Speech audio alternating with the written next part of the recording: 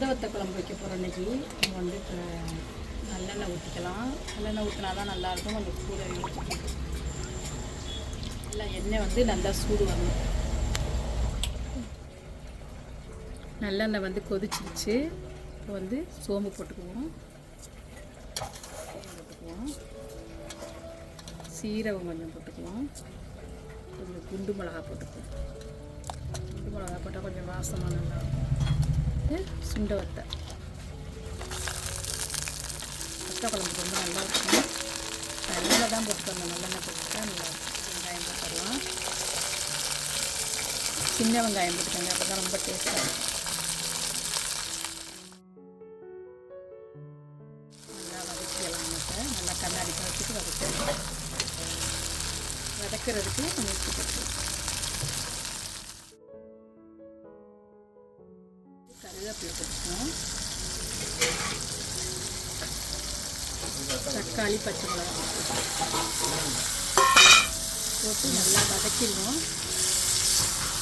நல்லா வதங்கட்டும். நல்லா வதக்கிடலாம். நல்லா வதங்கிச்சு.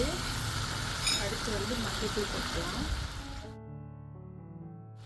அடுத்து வந்து மிளகாத்தூள் காரம் எவ்வளோ தேவையோ போட்டுக்கோங்க. கொஞ்சம் வத்த குழம்புக்கு கொஞ்சம் அதிகமான காரமாக கொஞ்சம் நல்லாயிருக்கும்.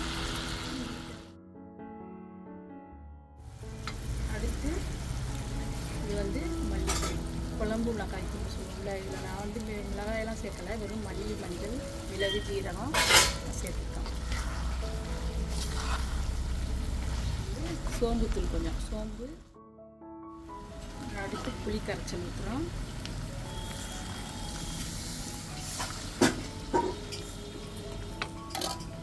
தண்ணி ஊற்றுறேன். நல்லா வந்து குழம்பு வந்து நல்லா கொதித்து மசாலா வடையெல்லாம் போய் எண்ணெய் பிரிஞ்சு வரும். நம்ம அப்போ வந்து தேங்காய் கொஞ்சம் ஊற்றிக்கலாம். தேங்காய் ஊற்றலைனாலும் ரொம்ப டேஸ்ட்டாக இருக்கும். நாங்கள் கொஞ்சம் தேங்காய் ஊற்றுவோம். நல்லா குழம்பு வந்து நல்லா கொதிக்கும். குழம்பு நல்லா கொதிச்சிருச்சு. இப்போ அடுத்து வந்து வெல்லம் போட்டுக்கலாம். வெல்லம் கொஞ்சோண்டு போட்டால் தான் நல்லாயிருக்கும். வெல்லம் கொஞ்சம் போடுவோம்.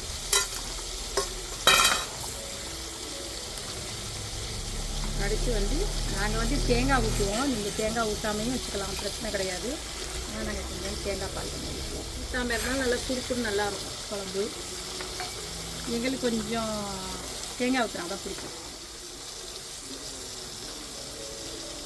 உங்களுக்கு வந்து சூப்பரான வத்த குழம்பு ரெடி ஆகிடுச்சு. சுண்டை வத்த குழம்பு ரொம்ப டேஸ்ட்டாக இருக்கும். சாதத்தை நல்லா வந்து கொஞ்சம் விதையாக வடித்து நீங்கள் அதில் கொஞ்சம் போட்டு திரட்டிக்கிட்டு சாப்பிட்டீங்கன்னா ரொம்ப டேஸ்ட்டாக இருக்கும். நீங்களும் செஞ்சு பாருங்கள். செஞ்சு பார்த்துட்டு சூப்பரான வத்த குழம்பு ரெடி.